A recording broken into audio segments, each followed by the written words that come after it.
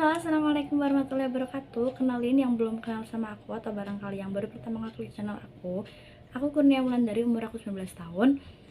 Pada video kali ini aku bakal bahas gimana sih caranya menghitung waktu masa subur, menghitung masa subur bagi perempuan. Dimana masa subur itu sangat penting bagi seorang perempuan atau pasangan suami istri yang sedang melakukan program hamil. Apa sih masa subur itu? Jadi masa subur adalah proses keluarnya sel telur dari ovarium atau yang dinamakan dengan ovulasi. Biasanya ovulasi kalau misalnya lagi program hamil bagus banget dibuahi antara 12 sampai 24 jam. Karena kalau misalnya itu segera dibuahi pada saat masa ovulasi itu, nah itu peluang terjadinya embrio itu sangat besar. Jadi masa subur itu penting juga diperhatikan bagi kalian yang sedang program hamil. Cara menentukan masa subur itu gampang banget, terutama kalau kalian itu menstruasinya teratur atau minimal tahulah kira-kira kita itu bulan depan mens tanggal berapa. Itu gampang banget untuk dicari masa suburnya. Cara menghitung masa subur itu hari pertama kalian menstruasi bulan depan dikurangi 14 hari. Jadi misalnya kalian nih menstruasi bulan depan tanggal 30. Jadi masa subur kalian tuh tanggal 30 dikurangi 14 hari. Jadi masa subur kalian itu berada tanggal 16 plus minus 1 hari. Kalau kalian lagi program hamil, kalian bagus banget berhubungan pada tanggal 15, 16, atau 17.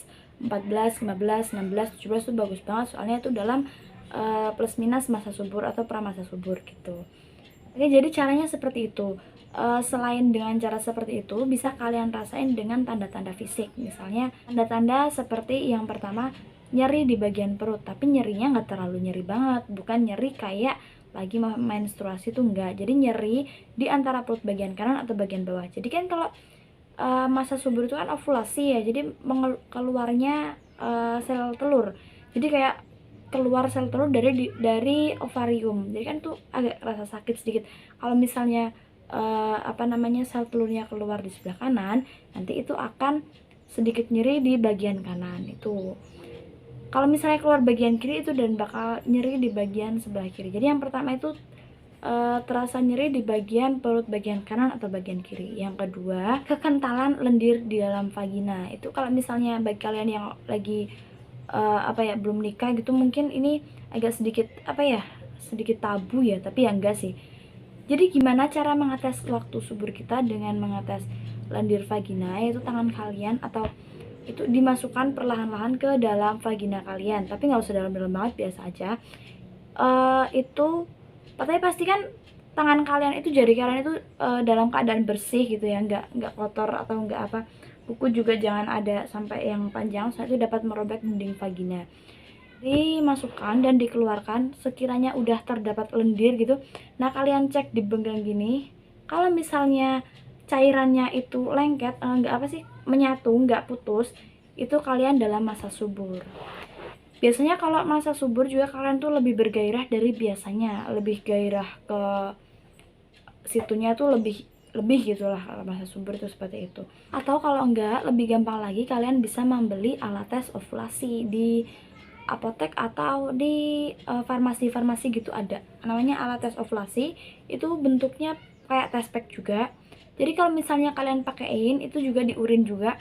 Itu kalau misalnya ada garis 1 dan garis 2, kalau misalnya garis 1 kalian sedang tidak ada dalam masa subur. Tapi kalau misalnya garis 2, nah kalian sedang dalam masa subur. Tapi ingat ya, kalau kalian program hamil, masa subur itu jangan jadikan patokan kalian ketika berhubungan seksual. Jangan bilang kalau misalnya hanya masa subur itu dan kalian hanya melakukan hubungan seksual di masa subur itu. Jangan, kalau bisa setelah kalian haid, 2 hari 3 hari setelah haidnya selesai dan flek-fleknya udah bersih semuanya, udah bersih-bersih badan, udah selesai gitulah haidnya. Nah, itu diusahakan berhubungan seksual secara rutin. Bagusnya itu 2 hari sekali atau selang-seling 1-2 hari gitu. Kalau misalnya hari Senin nih, hari Senin kalian berhubungan, jadi hari Selasa enggak, hari Rabu enggak, nah hari Kamisnya berhubungan, Jumat enggak, Sabtu enggak, Senin iya gitu. Jadinya berhubungan seperti itu. Kalau enggak Senin ya, Selasa enggak, Rabu iya, Kamis enggak, Jumat iya gitu. Jadinya sel spermanya itu selalu standby dalam rahim kalian. Jadi sewaktu-waktu terjadinya ovulasi, itu jadi sel spermanya tuh udah siap untuk membuahi dan jadi embrio. Kalau misalnya dalam 1 bulan itu dalam siklus ovulasi itu nggak ada sel sperma yang membuahi, kan sayang banget, jadinya nanti 24 jam lebih itu nanti sel telurnya akan mati dan nggak jadi embrio. Kalau misalnya laki-laki itu nggak ada batas masa suburnya, adanya yang ya paling nggak kan apa ya, proses pematangan sel sperma gitu ya.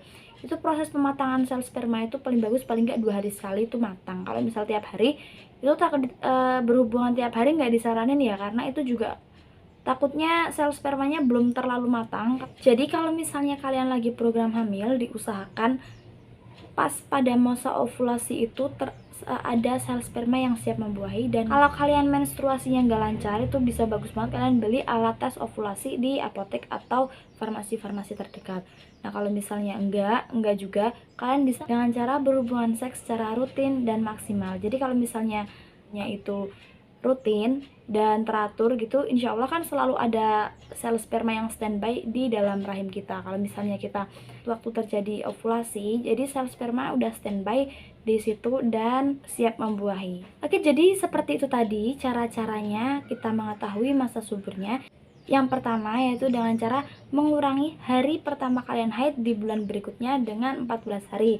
Misalnya kalian tanggal 30 haid, dikurangi tanggal 14, jadi tanggal 16 itu puncaknya kalian ovulasi atau plus minus 1-2 hari gitu. Yang kedua, kalau misalnya dirasa-rasa kalau misalnya ciri-cirinya itu nyeri bagian perut sebelah kanan atau sebelah kiri, tapi nggak terlalu nyeri, itu nyeri-nyeri biasa gitu. Yang ketiga, itu dilihat dari kekentalan lendir di dalam vagina kita. Yang keempat itu, atau yang terakhir, itu dengan cara mengatas dengan alat ovulasi, kita bisa beli di apotek atau di farmasi-farmasi terdekat. Oke, jadi sekian dulu video dari aku, semoga bermanfaat. Kalau ada pertanyaan bisa tulis kolom komentar, kita sharing-sharing sama-sama. Bila ada bunda-bunda di sini yang belum mendapatkan garis 2 di tahun ini kan akhir Desember, semoga lekas diberi garis 2 di awal Januari atau di bulan yang akan datang. Kita sama-sama sharing, kita sama-sama berdoa. Jadi di sini tuh aku sifatnya kita belajar bareng-bareng gitu ya. Aku di sini nggak ada sifatnya yang menyudutkan atau pamer ataupun apa gitu. Kita sama-sama sharing, belajar bareng-bareng gitu. Terima kasih. Jika kalian suka, jangan lupa pencet tombol like, subscribe, dan komen di bawah ini. Jangan lupa share ke sosial media kalian ya. Semoga bermanfaat. Wassalamualaikum warahmatullahi wabarakatuh. Bye-bye.